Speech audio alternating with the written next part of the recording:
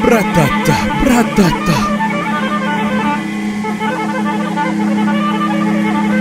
Ba ba ba ba ba.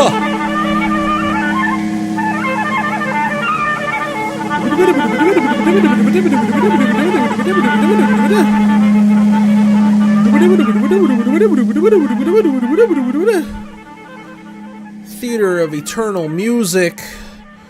Lamont Young, Tony Conrad, Marianne Zazila, others who I can't name at this very moment. John Cale, sometimes. Fun times all around. We're back. We're back post-Turkey Day. We are here. We're feeling fat. I am. Feeling full. Ate too much turkey. Ate too many edibles. Feeling groggy on that THC and that tryptophan. I'm gonna get banned from YouTube. This is the shit they don't want you to hear, folks. But I tell it like it is. That's why you keep coming to me, all 5 of you. Hope everyone had a good holiday. If you celebrate. If you don't celebrate, well, learn to celebrate. Stuffing is good. It's actually not about the food. It's about who you spend it with. And I hope if you have friends, family, whether you're doing it for Thanksgiving or otherwise, that you say hi to people, that you talk to one another, that you love each other. Just like I love you. What do we got housekeeping wise? Anything happening? Oh yeah. So next week, monthly project for November, December, right? No, in 2 weeks from now. My bad. Not in next week, in 2 weeks. But in case you didn't know, we got ourselves the November through December monthly project up with our boy Joshua Eustace, aka Telefon Tel Aviv, a wonderful composer, technologist, orchestrator, currently doing numbers on the is it Josh Softy's whatever the new Timothy Chalamet movie that's going viral for its ad campaign. I forget what it's called, but Joshua Eustace orchestrated the strings for old One O Tricks Point Never, Daniel Lopatin, for that score. So he's going to be hanging with us on the 15th as our guest facilitator. The project, once again, just reading it out for all the homies in case you haven't been hip to it yet. Here is the prompt for you. In recent months during Group Critique Fight Club, a question has continued to arise concerning our work in progress recordings. In what video game map does your piece take place? Is it on what video game map? In what video game map does your piece take place? It's a great question as it pertains to both a speculative spatiality as far as where our music would best fit, but also under what hypothetical context would it best fit as well. For this monthly project, we're going to take this question a step further. So you are to musically speculate on a chosen narrative theme for a fictional scene that includes a who, what, where, when, and why. This speculative scene should not come from any pre-existing visual media, though pre-existing fictional text passages are allowed. The scene description should be provided by you in text format along with the recording itself. So in that text, please include your who, what, when, where, and why. There are no genre-specific guidelines for this project. As we know, film score does not pertain to a specific genre. But if you feel the need to include any diegetic location recordings or Foley or sound effects as a means of elevating your score, then you are welcome to provide them as part of the final recording. Obviously, I mean within the recording itself. These recordings should be 5 minutes in duration. The accompanying text should include any of the story beats, as we say in film terms, if and when an action causes a reaction in the narrative, so that we can mentally contextualize the musical arc to the score, i.e., Odysseus pauses to hear the song of the sirens and turns towards the rocky shores. Those are some story beats for you right there, or at least the example of one.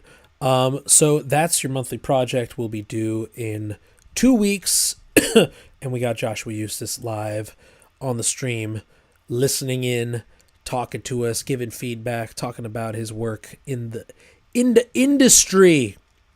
In the industry.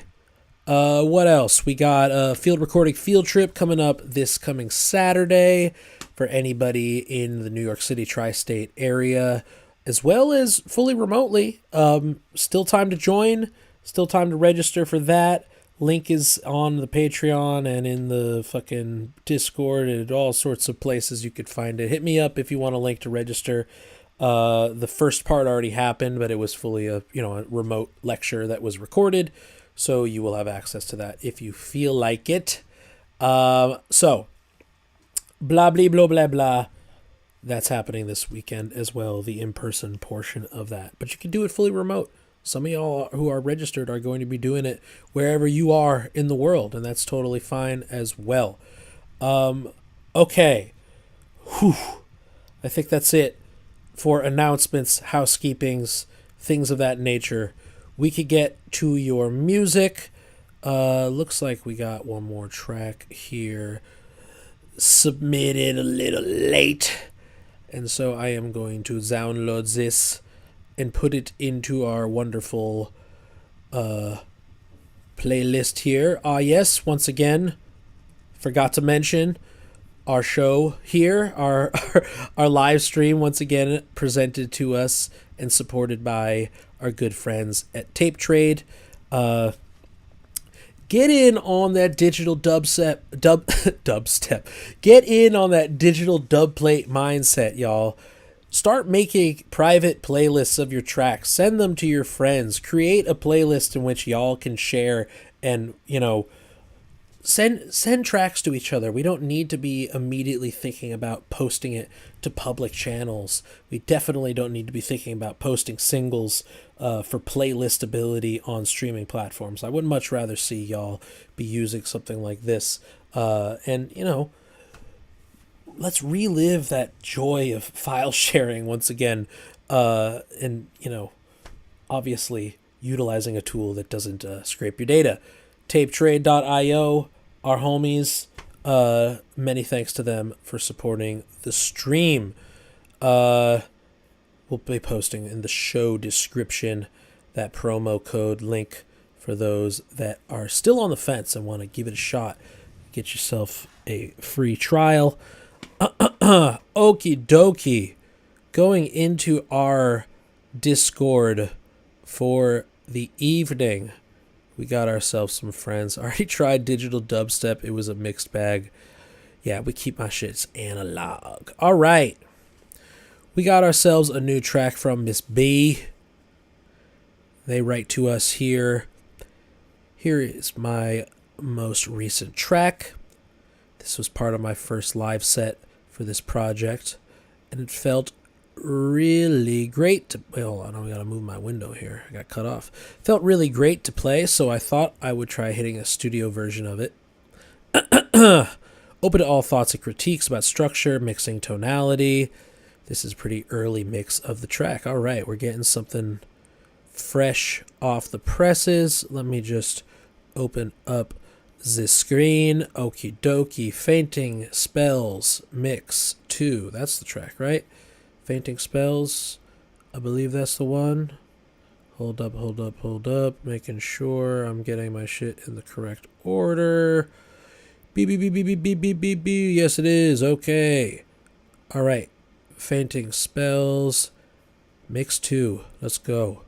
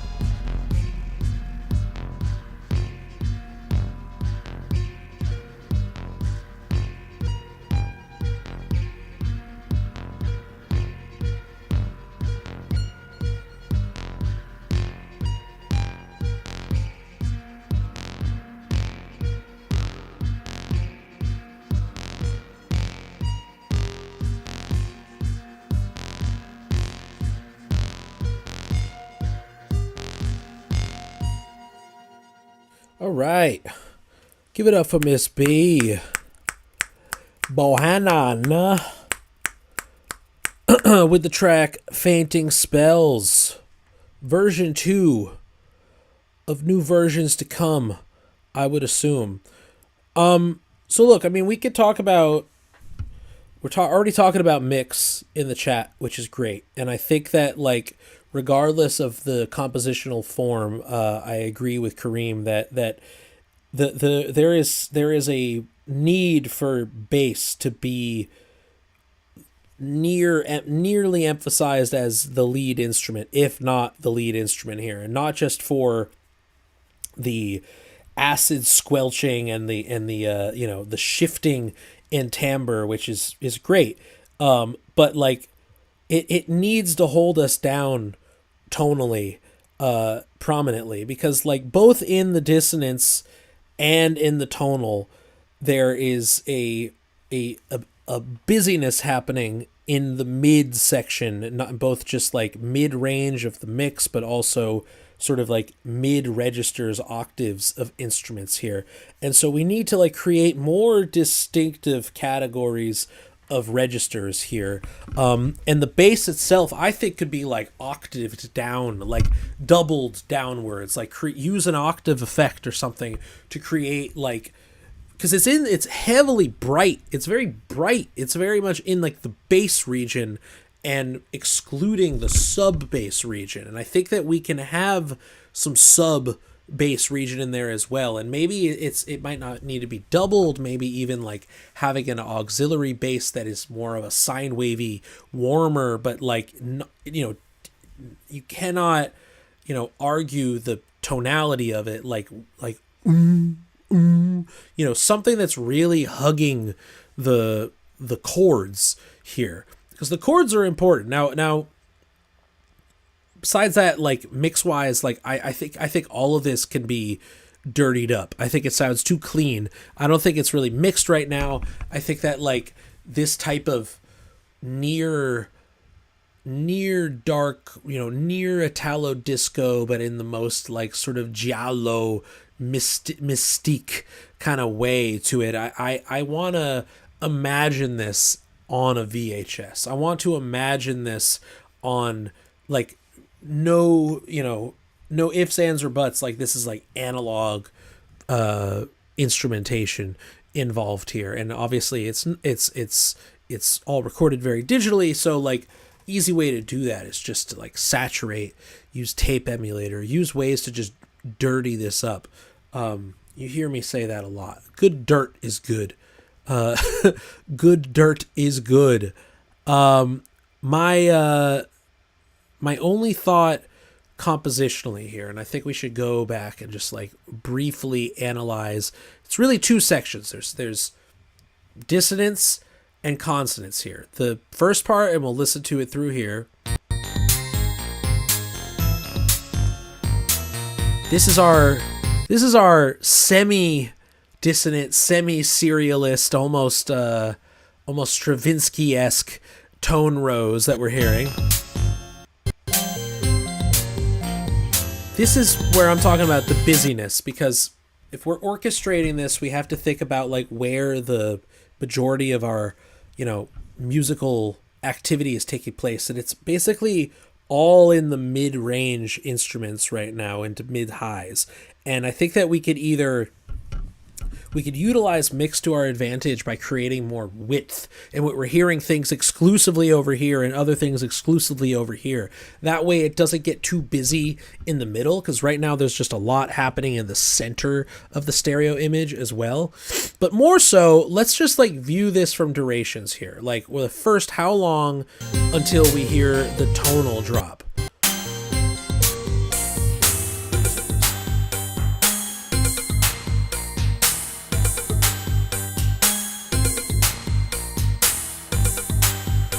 About 1 minute 30, 1 minute 45. Does it return back? Sounds like we're really starting to dedicate ourselves to the tonality at this point, right? I know, but it returns there. It returns back to the dissonance here.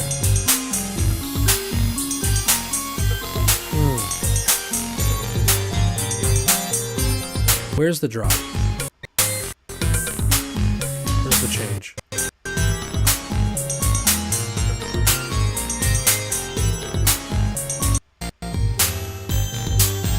Trying to find that one moment. Ah, yes. Here. Okay. So, duration-wise, we are at we're at 3 minutes and 30 seconds before we get our B section, right? And yes, 3 minutes and 30 right there. I think we can repeat.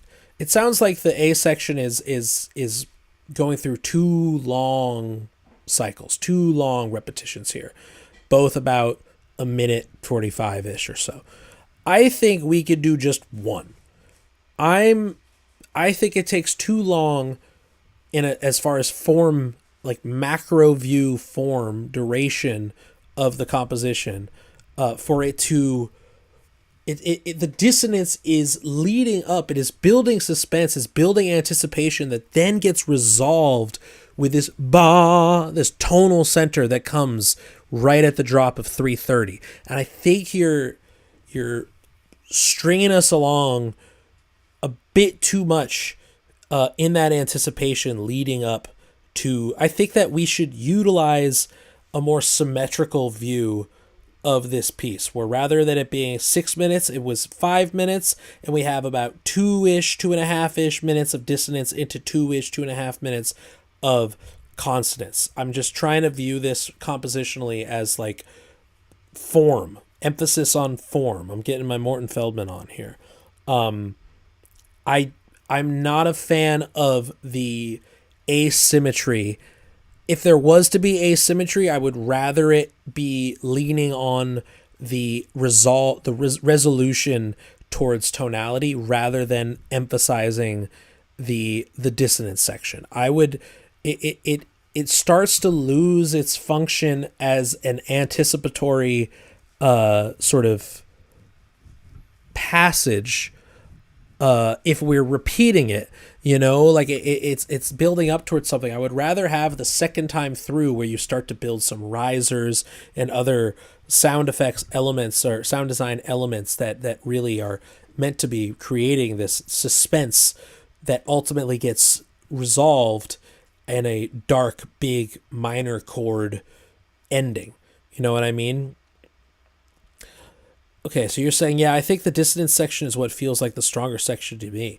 Interesting. I'm not weighing one versus the other as far as stronger, but to me, there's also kind of like 2 pieces here where we could go ham on just the dissonance and create a piece that is solely that, in which we're really like attention to detail as far as the stereo image goes and creating counterpoint from left to right that feels far more in line with like almost a serialist sort of approach to electro,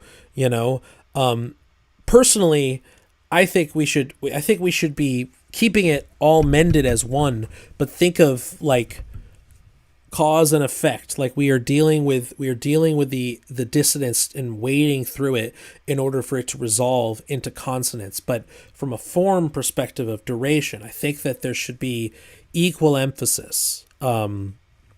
Just from my listening to this, it felt like we were going on a bit long with the dissonance, and it because it just, I think we just repeated it, I would see how you feel in the condensing the arrangement, sort of I guess feedback that I'm throwing here, because ultimately like mix and change in synthesis and stuff like that, to me that's secondary to composition and form within the composition, right?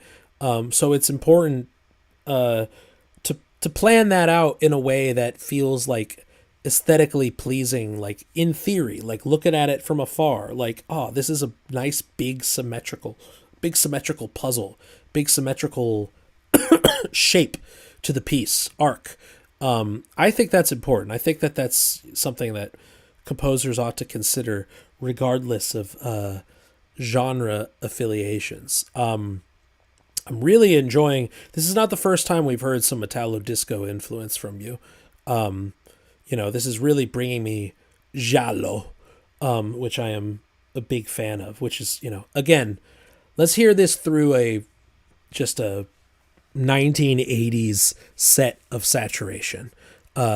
Take me out of the box as far as the mix goes.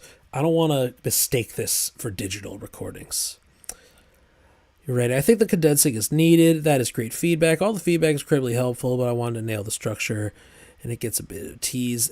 And it is a bit of a tease that gets long-winded. Let's hear what it sounds a bit condensed. I might be totally wrong on here, but I think that like big picture here, form comes first, then we start to fill in the minutia of the arrangement and the instrumentation. Then when that's tracked, finally, we focus on this mix stuff. But ultimately, yeah, the mix has a lot to do with timbre, especially when we start making it sound like a VHS that was thrown in the river. That's what I want. I want that river VHS sound. Thank you, B. Thank you. All right. We got Breath Play back in the mix, and they write for us. This is an excerpt from a 20-minute DJ mix that I'm polishing for publication later this week.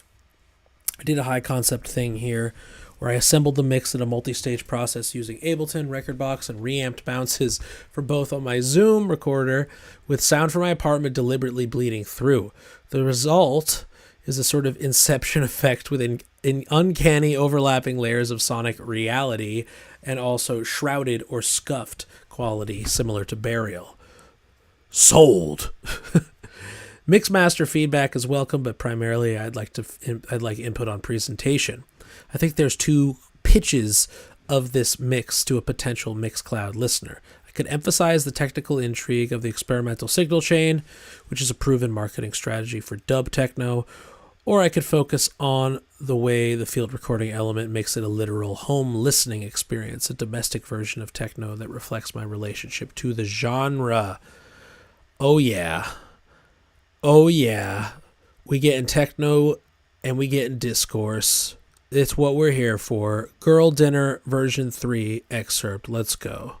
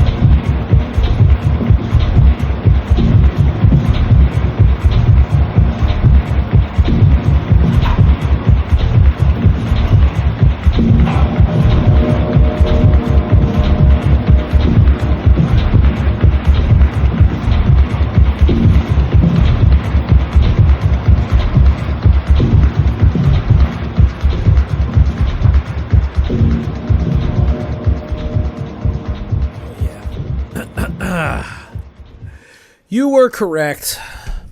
I am a fan. I am sold on this. It's totally my shit. You got one chord. We got a lot of room tone. We got dub techno. What else do you need? What else do you need? We got field recordings, indoors and outdoors. We got an insane signal flow setup, which y'all can check out on the Discord. I'm not gonna change my view and open that up here on the stream. Y'all should definitely check out this signal flow to nerd out on how this was exactly recorded. But going to your question about like how to present this, not just audio wise, but in the verbiage, the writing that you use, in one direction of being technical. You can obviously, I think it's a bit of both, to be honest, of like, illuminating of how it was made, but then ultimately the big why you made it that way, and the big why relates to the field recording and the sort of emulation of the home listening experience by utilizing a literal reamp of recording it in your room from a distance and then playing it back as an auxiliary mix in the final version of the mix itself. That has story, that has lore, and ultimately you're trying to create a piece of deep listening as a DJ. Like this is very Pauline. This is very Maria Chavez, and it requires to some extent filling the listener in as to, what it is that we're hearing, where we are hearing it, and then why. And that the big why in this case is relation to, the domestic vision for techno that reflects your relationship to the genre, to quote you. That's worth expanding upon. You don't have to over-intellectualize here, but you don't have to under-intellectualize. I think that techno has varying degrees of people talking about it, and talking about their work. And honestly, it's some of the more written material and, the overlaps that we could see between lowercase noise, field recording, deep listening, and techno, and minimal and dub specifically, more traditional versions of techno. I think we could see a lot of overlap here that's worth expanding upon. But ultimately, like the emphasis of your pitch should be on the why. Why'd you do it that way? But within that context, you can expand a bit upon the experimental signal chain and ultimately how this was made. It is fascinating, because there are plenty of other people that might want to, that might have similar, or would be down with this sound world, but would go about it a different way.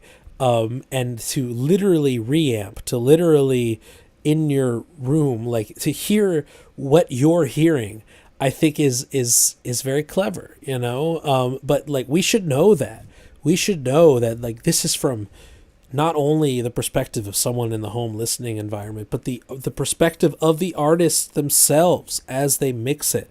To some extent, it's obviously not just the reamped room recording and all of its noisy artifacts and imperfections of hearing it not through monitors in a room via just a Zoom H1, nothing fancy, but at the same time blending that quite nicely with the direct recording of the mix itself. It makes it goes beyond just a DJ mix by doing all that, that, right? Like you are creating a piece of tape music here, you are creating a piece of concrete that is highly attenuated to create spatiality. You're creating a sort of one-person home acousmatic experience here, in which it's ultimately meant for speakers. This is music for speakers, right? But it's your speakers at your house, where you made it. It's very personalized, and it's also very vulnerable to kind of open up the thought process, especially in your relation to the genre, being that it's much more personal and introspective rather than about being a dancer who's letting loose on the floor every night. There are plenty of people, for obvious reasons, and there's not a wrong or a right reason to get into this stuff, but there's obviously people who feel it much more first and foremost as dancers through sound system. And there are many people who might argue that this type of music isn't complete until it's heard on a sound system, and you could definitely argue that with certain tracks. But I also think that like certain elements of tape music, some is meant for acousmatic in-person sound system experiences, and some are produced specifically for home listening stereo headphone mixes. So it's all contextual here, but I think that you bringing up the context is very important, and I think you will connect with the right type of listener by giving us the full spiel.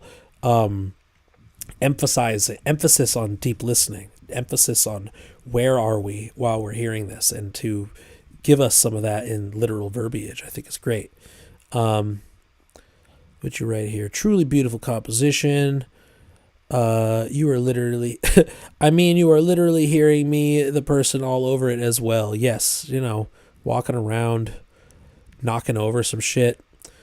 You wrote, I was thinking a lot about that sound system thing because some of my selections in this mix are very much meant for sound systems, only like Sandwall District, and I'm defying it. Yeah, this is worth talking about as well, as talking about, this is the stuff you got to be dwelling on and reflecting on in words, and your relationship to the genre. There's you're not a purist, you're not a traditionalist when it comes, you're not a conservative techno fan. There are plenty of those out there. So you gotta justify your actions here. And it's just being a little, the only place outside of grad school that I see such, such discourse and articulations and essays and books about this is techno, is the club, is the rave culture. There's so much to be dwelled upon in that. So you're not breaking any rules. So as long as you've got your, you're able to articulate, your choices, and to justify your choices, Now you can't convince everybody, but that ain't whatever. It is what it is, right?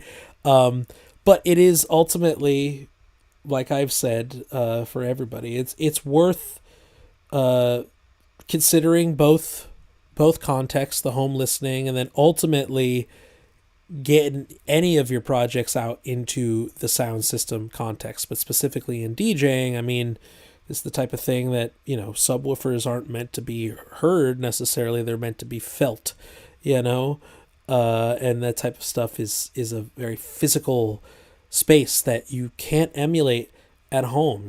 Certain music is meant for that context exclusively, and certain mixes are meant for that context exclusively.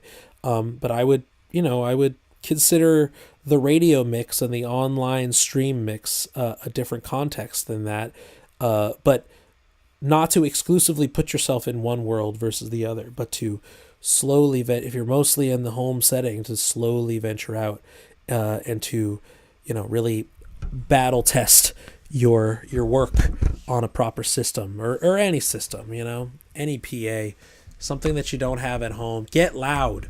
It's like practicing the drums. You can't just do it all quiet for the sake of your neighbors. At a certain point, you're going to have to rent a rehearsal space and really let it rip. This is why open decks are important places, because we don't all have CDJs, obviously, and we definitely don't all have fucking PA systems. Find your open decks, find them in your city. I might actually be organizing one in my area here at a local venue in Poughkeepsie. I think it's important, even for myself, who hasn't publicly DJ'd since Halloween 2022. Literally the last time I was on there. But boy, did this venue that we did it at, we could come during the day and practice. So that was such a beautiful thing. It wasn't an open decks in that sense, but it was like access.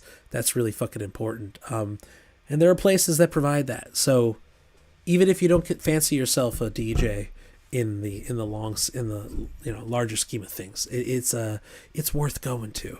This is as close as many people get to listening clubs. This is deep listening in audio culture on display outside of the grad school electroacoustic and more experimental music world. Obviously, it can get pretty experimental in DJ world too, but outside of the suit and tie philosophers of music, the doctors in philosophy, the club is where deep listening and DJ culture is where deep listening can really manifest and actualize itself. But we gotta put ourselves out there in order to experience it. B wrote, just hit some open decks yesterday, and it was such a huge reminder of how nice actual sound systems are. Exactly. Exactly. Zach Lee. 3 words. There you go. Thank you, Breath Play. Another banger. I want to hear that whole mix. Send the whole mix for funsies once it's uploaded. All right, we got Reverend Pazu back in it again. Short sketch I cranked out the other night. Blah, blah, blah, blah. It's a short one. We'll play it twice. For funsies, Running Man. Hello. Yeah, this is Killian. Get me the Justice Department, Entertainment Division. No, hold that. Operator? Get me the President's agent.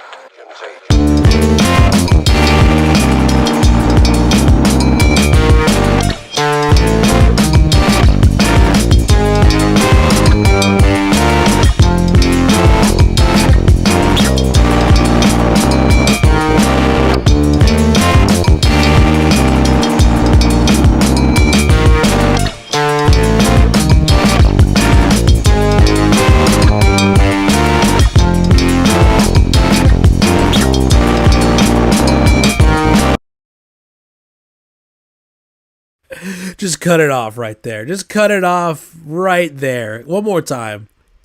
Hello. Yeah, this is Killian. Get me the Justice Department, Entertainment Division. No, hold that. Operator? Get me the President's agent.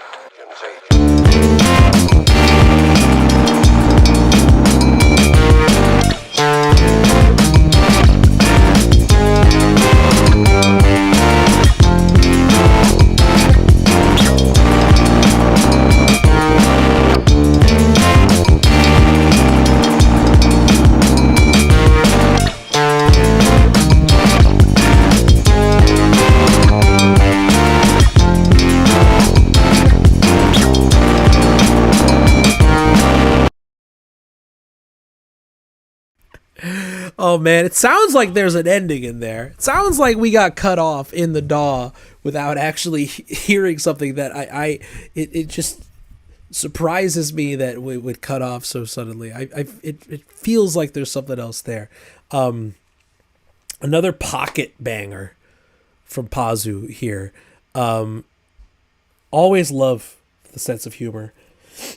Choice of sound drops in here, and then just going straight into the wonk, straight into this drunken kick drum, as Questlove called it, describing Jay Dilla's drum production style. You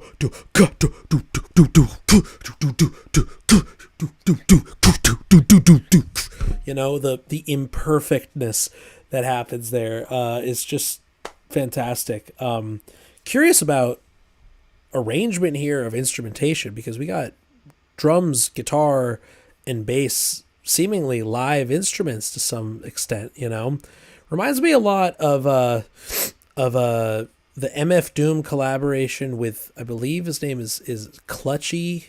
Fuck, I'm gonna have to look this shit up specifically. God damn, Clutchy Hopkins, I believe. MF Doom versus Clutchy Hopkins. It was like a one-off collaborative, like basically freestyle freestyle record that MF Doom made at one point. Hold on. I have to find this shit. MF Doom meets Clutchy Hopkins. Yeah. That record, The Life of Clutchy Hopkins. Who is that? Is it even a real person? I don't fucking know. But the whole record is live instrumentation, produced, very raw, seemingly live band in overdubs, whether it's one person or an actual live band. I don't know. But like really truly bringing back the sort of gospel chops roots of a lot of this world of production, Stone's Throw Records and its children and its effects on the world, Now I want someone to spit over this, though. Where's the verse? Where's the verse, Pazu?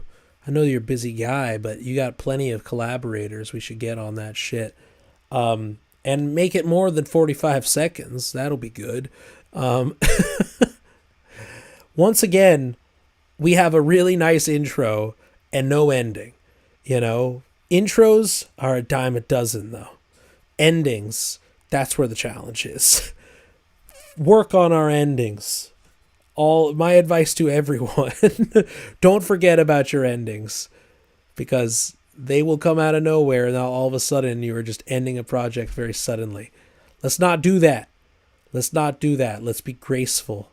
Let's find a way to arrange nicely here. Wonderful stuff. Wherever you are, Pazu, I want to hear a complete product. Send me a complete product. None of these excerpts. I know you're a busy guy. What are we saying in the chat to this? I just see this over a Guy Ritchie action sequence of some guy running across town doing odd jobs. Totally. It has the roots element to it. It has the obvious funk to it, that puts it in line almost with a, almost seemingly like funk recordings fully sampled and ripped and, chopped in production. That's why I want to know, origins of recording here. Are we playing all these parts? Are these samples? I'd be very curious about that. And in particular, the drums, not just the drums themselves, but the auxiliary percussion, the elements. We had some nice bell work going on that. Curious. Pazu's not here today, so we can't answer for us, but I hope to find out. But yeah, give us a full track. Okay. We got ourselves some from Shamier. Our boy Shams is back. They wrote something and then crossed it out, but they have something else. New indie rock thing. A friend said it sounded like Ariel Pink and Cleaners from Venus. I'll leave it up to interpretation, but in essence, it's my experience mingling and socializing in your 20s. TBT. Rub it in my face, why don't ya? Mingling in your 30s can be fun too, but in your 20s, it just hits different, dog. Just hits different. Alien 4. Shamier, let's go.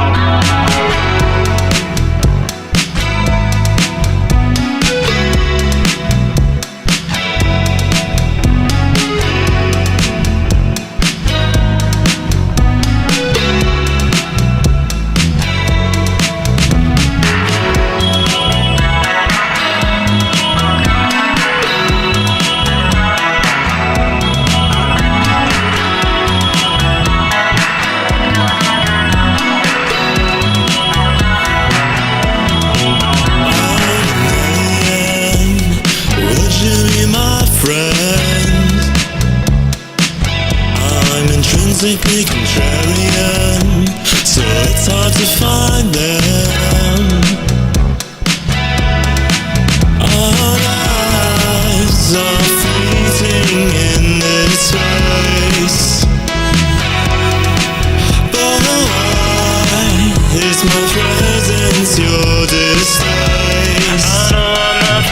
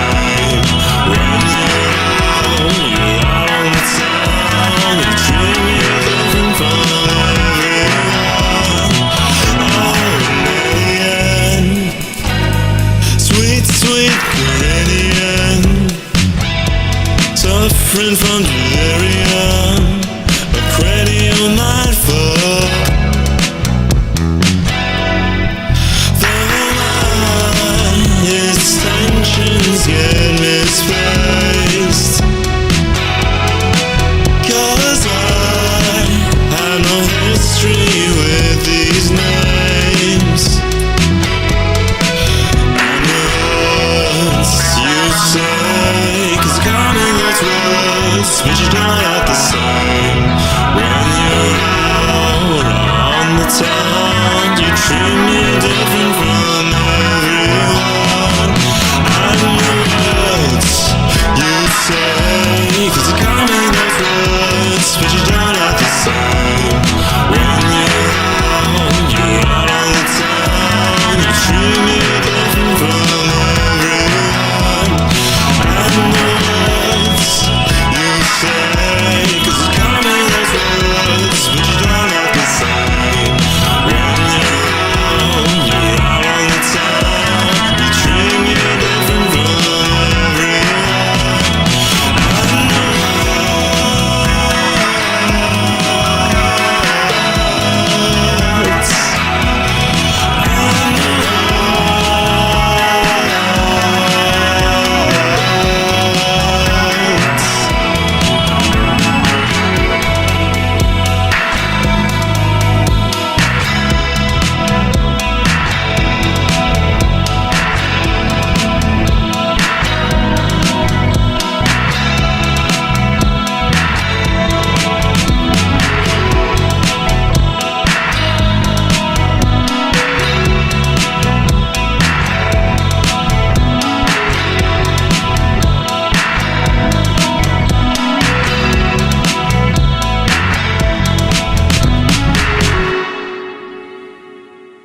Yeah.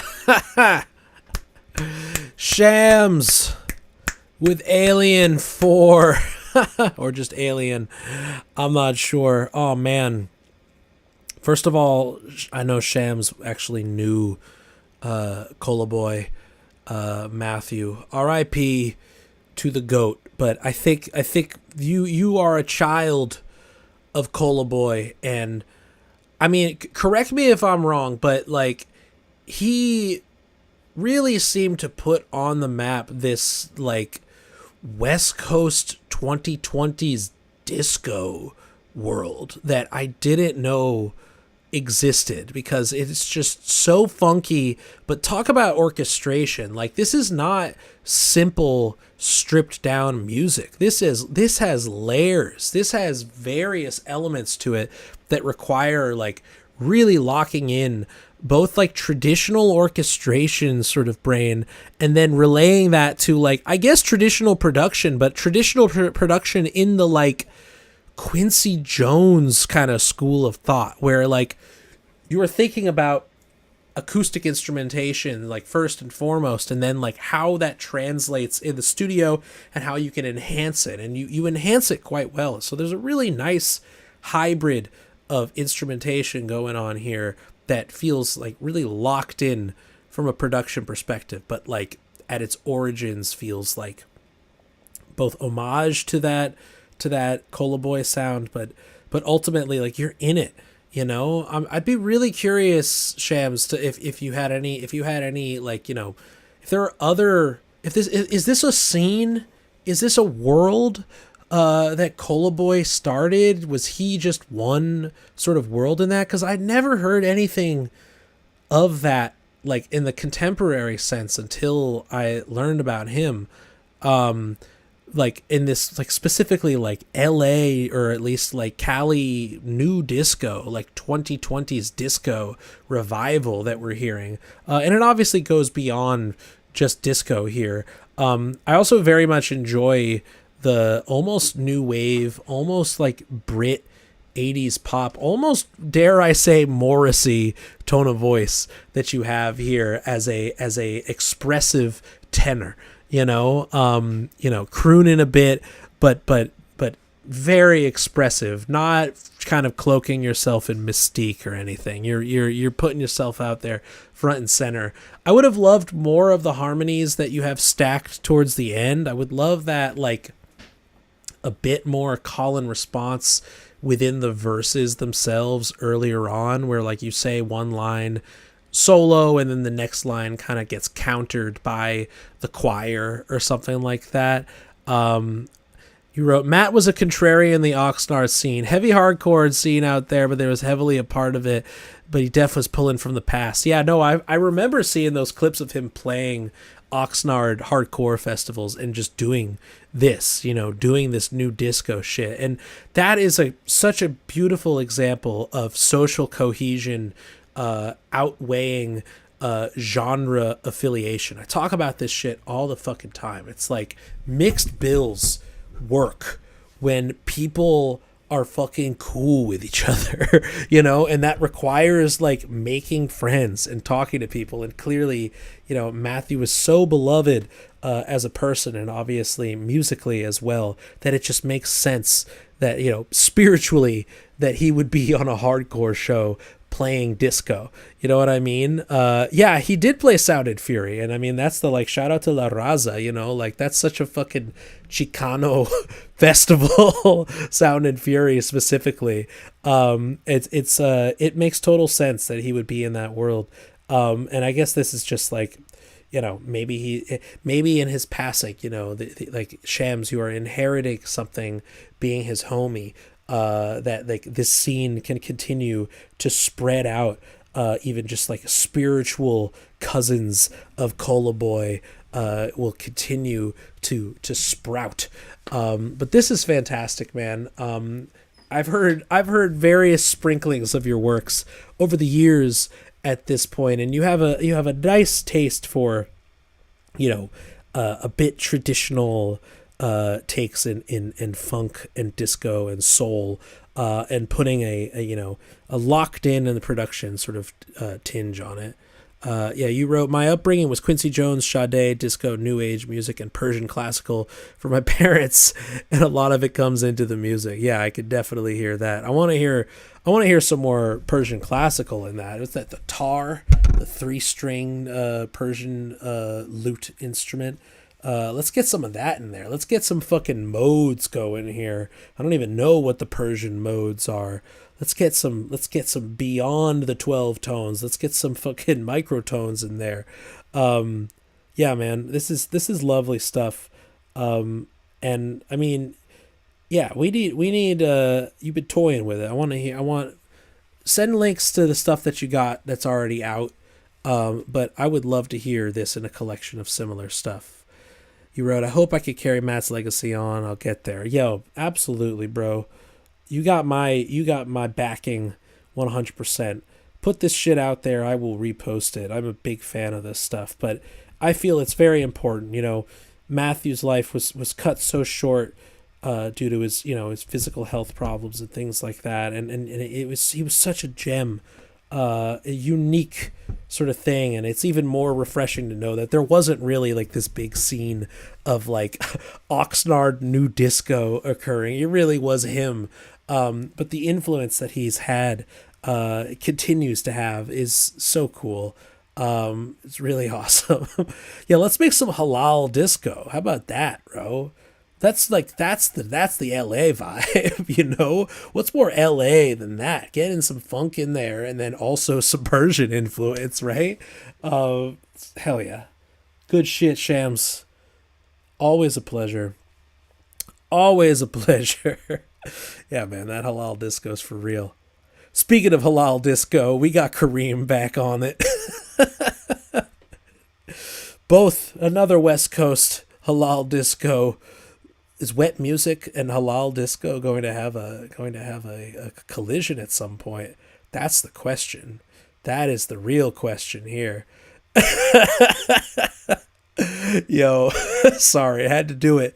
Had to do it to him, Kareem. What'd you write for me? In the shed a lot right now and split between a few projects, music and otherwise, so sending a shed jam. Would love feedback on world building, working on soloing with cycles, but it's quite finicky, so there isn't a ton of it in this recording. All right. Shed jam sets you free. Improv for the day. Let's go.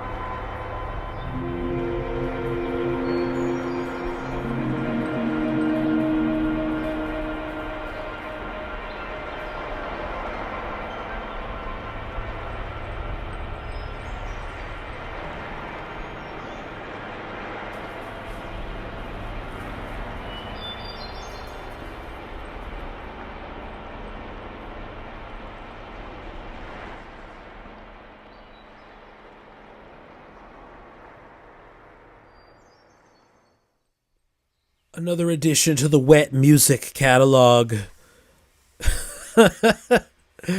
We got a new one from Kareem.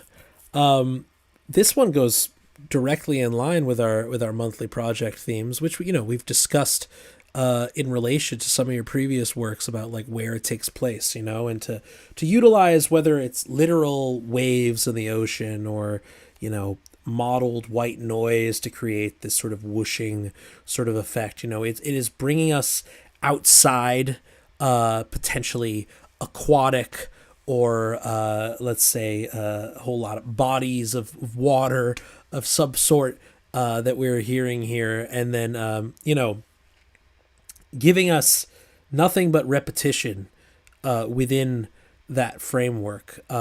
It feels once again very appropriate for video game score, but more than that, tapping a bit more into the Echo Jams earlier One-O-Tricks Daniel Lopatin stuff. I know that Breathplay talking about R+7 here, like this is some of these are the intersections here of vaporwave and video game music and field recording, but also like choice of synthesis to create simple, more rudimentary tones and patterns, repetitive patterns, inherently minimal in form, and just the usage of repetition here.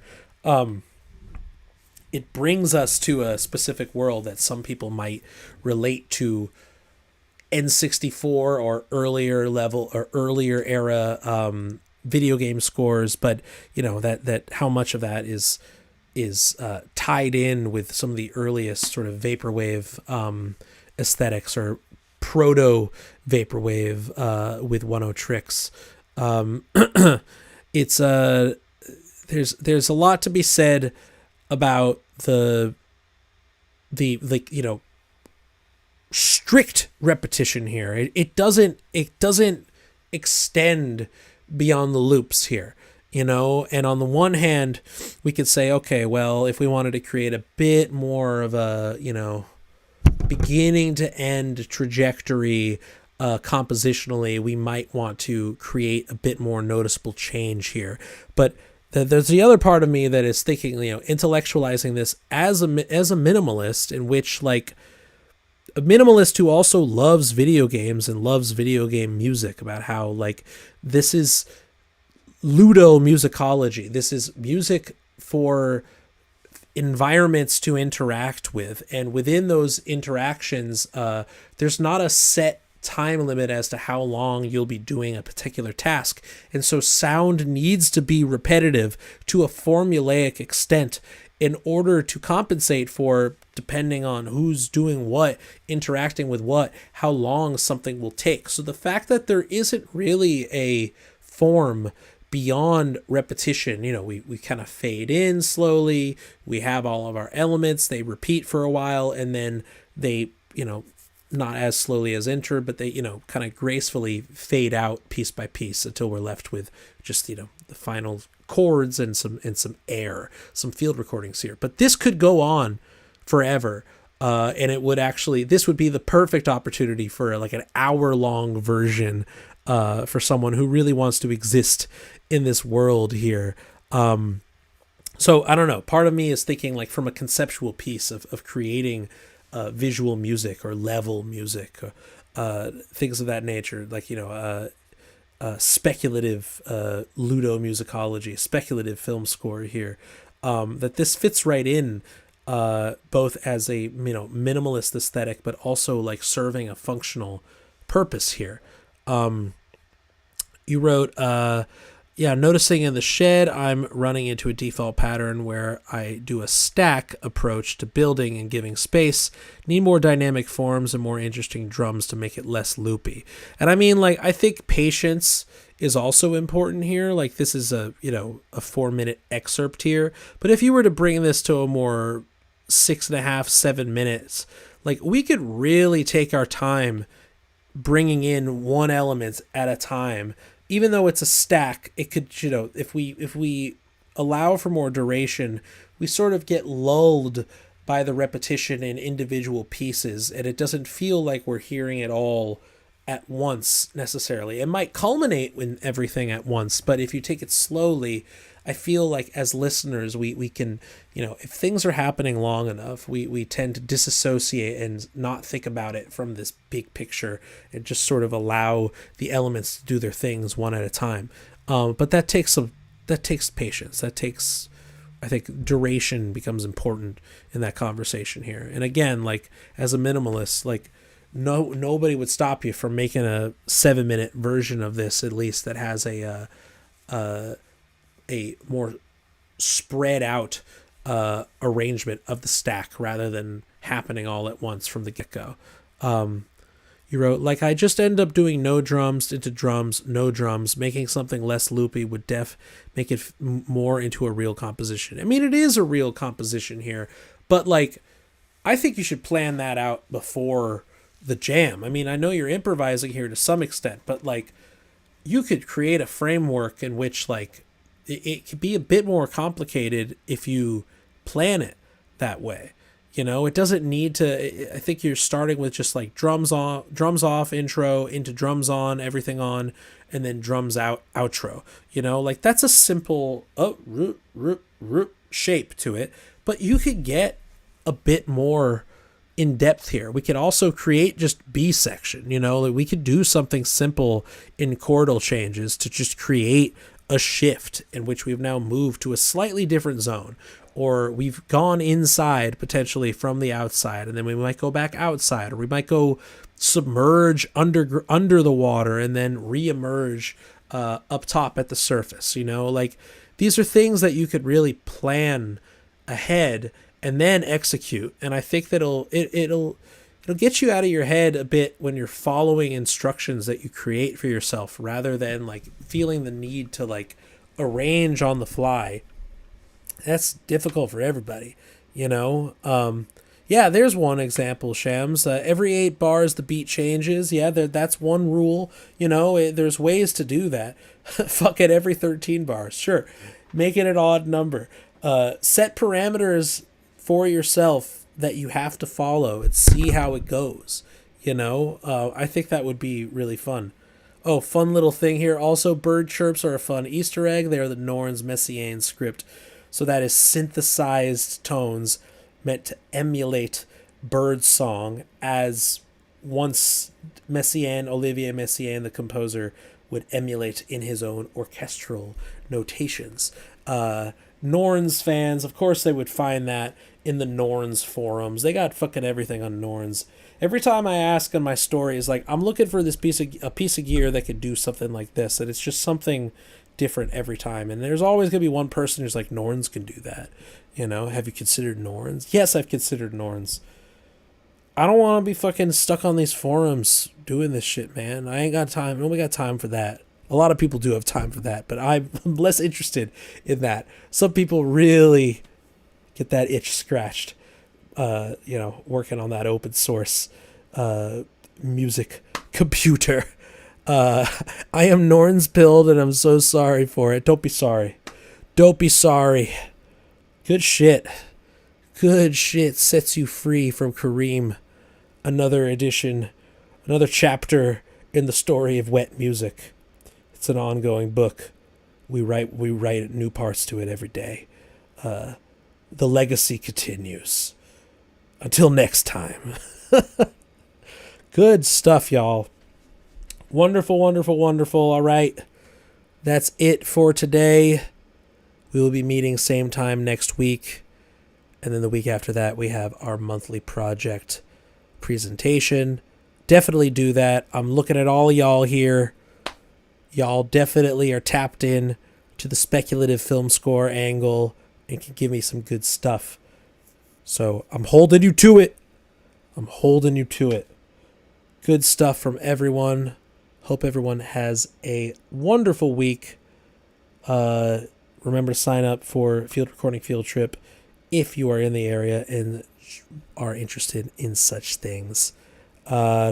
Wonderful stuff all around. Very much looking forward to hearing what you got next. I will see you next week. Shout outs once again to our friends at Tape Trade for sponsoring and showing us some love and giving us some infrastructure online. And for those of y'all that are interested, please sign up for the Patreon, patreon.com/Parrotsky, where we will be meeting as usual this coming Sunday for our Sunday 3 p.m. edition, private stream edition of the Group Critique Fight Club. Every one of y'all supporting that, every little bit helps. You know, I'm a one-man music school, doing these private lessons, grinding them out multiple times a day, 5 days a week, and hosting 2 of these sessions every week, as well as our one-off workshops here and there and monthly projects. You know, shit's a grind, and it's only possible due to your support. And so I appreciate y'all when you can support. So sign up. Let me know if y'all want a free trial to join the Patreon. Really appreciate those of y'all able to help out when you can. And feel free to, if you want to just shoot me a Venmo, you know, always welcome a one-off contribution to the One Man Music School Fund at Max-Alper. You know where to find me. Be in touch. Hit your boy up. Holla at your boy. And I will see you next weekend. Have a good one, everybody. Take care. Deuces.